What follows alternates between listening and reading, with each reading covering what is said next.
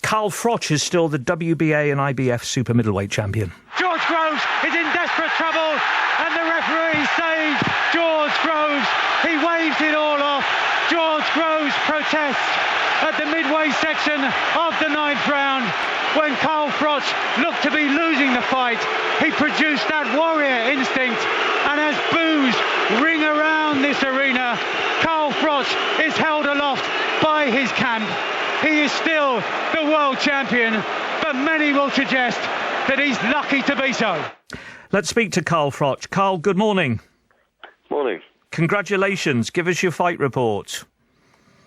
Fight report. I think Mick Costello said it all, really. Anyone who missed it on the radio, they should have watched it on Sky. But it was a great fight, wasn't it? I mean, George Groves fought a great fight. He came out and he landed a very, very good shot in round one. Caught me cold.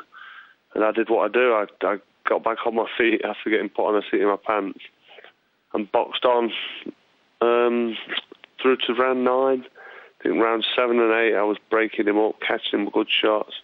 And round 9, I hit him with a couple of big unanswered shots. He turned his back on me. He wasn't defending himself. He was slumping towards the ground.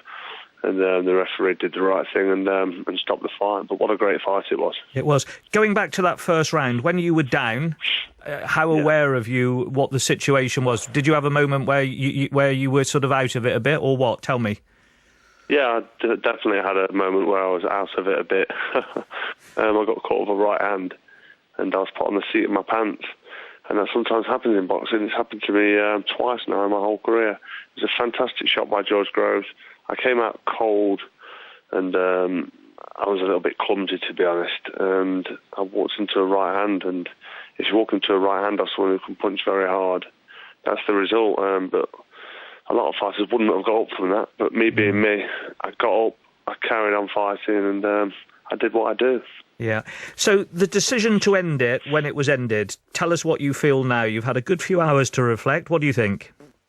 Well, I've watched it back only once or twice on a broken internet connection, to be honest, because I've not got Sky in the apartment I'm staying in Manchester, but I've seen the stoppage, and basically I landed a big right hand, and I think I landed another right hand, and it was both unanswered, and George Groves turned his back on me and was slumping down to the floor. His arms were sort of collapsed, his head was hanging, and he wasn't defending himself. So I don't think the referee had any choice but to stop the fight.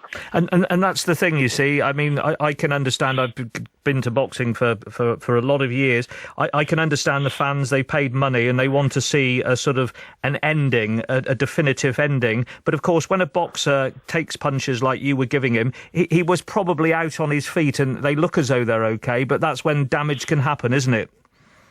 Well, exactly. He was out on his feet, and in round 1, I got put over. I got myself back on my feet. I looked at the referee. I was composed. I walked towards him, and everything that you do showed the signs to say, I want to carry on fighting. I'm okay. At the stage when the referee, Howard Foster, did an excellent job and stopped the fight, George Groves wasn't defending himself. He asked you to defend yourself at all times. He wasn't responding. He was turned away from me. And his arms had sagged and cracked, and his head had flopped down, so his neck was gone, after receiving 2 heavy right-hand blows. Now, if the referee didn't jump in, who would be to blame then if I get a free shot at George? Because I would have hit him again very hard with a free hit, maybe 2 or 3 more times. You know, this is a young kid who's got a fantastic career ahead of him, in my opinion. He's a great fighter. And Howard Foster did a fantastic job in stopping it and saving his career. So, you know, there'll always be controversy with fights that are stopped when they're swinging one way, then swinging the other way. And you've got a champion, the challenger, and the crowd are very, very much entitled to sometimes feel dissatisfied with the end result and the speed of the finish. But the referee has to do a job, and it's a split decision job at times, and it can be the difference between somebody being seriously injured and somebody then going on to have a fantastic future. And in my opinion, and I'm not just saying, I've watched it back, Howard Foster did a fantastic job.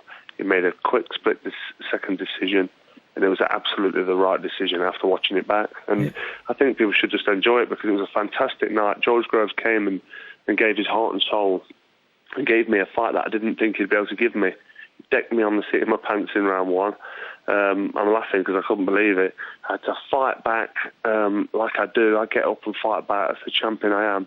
And we gave the crowd and the paying public a fantastic spectacle for 9 rounds. And, I don't know. There shouldn't really be any complaints except for the fact that on the night, some people in the audience may have thought the stoppage was a little bit premature, but just watch it back on the television and I'm sure they'll change their mind. Just a quick thought. Let me ask you, you're glad that you didn't have to hit him again, that the referee stepped in when he did, because as you say, he was sort of out on his feet, and if you'd hit him then, your job is to win, but you probably wouldn't have wanted to do it because that's when you cause a problem. Absolutely. I hit him with a couple of good shots to start with, and then I hit him with a right hand, and then I sort of had a free shot on him, and I took that free shot. When I say a free shot, what I mean by that is it's a shot that I know that when I throw it, it's going to land because he's not going to defend it because he's unable to defend it. So I already did that, but you can do that in boxing, and as fighters, that's our instinct, to inflict any sort of damage or pain to try and knock your opponent out. That's what we're doing. So I took that right hand, caught him in the head, and it was that second right hand that turned George Groves around and made him slump towards the canvas. The referee actually caught George Groves and held him up, and George's arms were slumped and his head was down, sagging, when he stopped the fight. So, brilliant decision and anticipation by the referee. Quick couple of final questions. Do you follow him on Twitter? Who's that? Last night's opponent. Oh, George Groves. Do I follow him? Yeah. I think I made it, yeah, probably. Yeah, he's tweeted this morning he thinks he deserves a rematch. What can you tell him about that? Well, he's going to say he thinks he deserves a rematch, and to be honest, he gave a good enough of a performance to prove to everybody that he belongs at world level. Because I certainly do. My resume speaks for itself. Would you give me a great fight?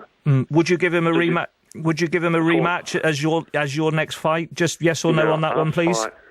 I fight anybody and everybody in my career. I don't need to say on air, certainly not live on air, who I'm going to fight next. That's the job of my promoter and my trainer. But I will fight anybody, of course. So he's in contention for your next fight, possibly? Of course he is. I mean, it's down to Eddie Hearn, my promoter, and my coach, Robert McCracker. But I will fight absolutely anybody. In fact, I've fought everybody. Let's not forget that. And, if it makes sense and Eddie Hearn agrees with it and my trainer, Rob McCracken, agrees with it, of course I'll give George Groves a rematch. And, of course, he deserves it. He fought a fantastic fight. Well, we appreciate you coming on. Last time you were on, we had you on this programme, you'd had no sleep at all. Have you been to bed this time, or have you just woken up, or what? Yeah, I've just woken up about 10 minutes ago, but I've only got my head down about 6 o'clock this morning, so it's been a long one. Yeah, what do you do the rest of the day now on a Sunday? How do you relax after such a gruelling contest? I don't get to relax, actually. I do a BBC Radio 5 live interview with yourself, and then somebody else brings me, and then Sky turn up with a camera, and then my phone rings again. So it's chaos now for the next week. Yeah, I can imagine. I'm going to go see my baby boy Rocco and my baby girl Natalia this afternoon in Liverpool with my beautiful partner, and spend some quality time with my family and have a lovely Christmas. And I just want to say thank you to all the fans that tune into boxing, because what a fantastic sport boxing is. Yeah, it was a great commentary by Mike Costello. It always is. So thanks ever so much. We didn't wake you up this morning because I know we've been ringing you for about an hour. We didn't wake you up, did we? No, I was close to waking up when the phone rang. I was sort of in a daze, to be honest. So no, I won't blame you for that. Okay, and just last one on the family. You painted a nice picture there of your family. How long will you go on for? Because it's a really tough game. How long are you going to continue boxing? I've always said I'll continue boxing for as long as I can, and what I mean by that is as long as I can physically do the training camps and put myself through the exercises and the rigorous training routines of getting up in the morning and sparring and press-ups and sit-ups. As long as I can still do that and I've got the desire to do that, I will still continue. I diarise all my work, so I'll start a camp for another fight, for my next fight, as and when it's made.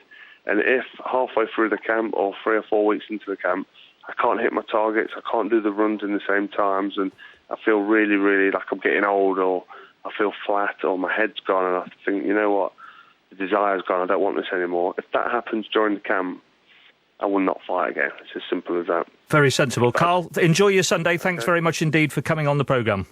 Always a pleasure. Thank you. Your thoughts, I mean, a brave boxer, and the decision, he spelled it out for us there. Well, I think that's right. I mean, it's good. You're obviously going to get two sides, aren't you, whenever a fight is stopped like that? But it's a shame, really, that such a fantastic fight was overshadowed in a way by the way that it finished. But George Groves did more than enough to deserve his rematch. And Eddie Hearn looked like the happiest man in that ring last night, because he knows that this rematch is going to be hugely hyped and a really good fight.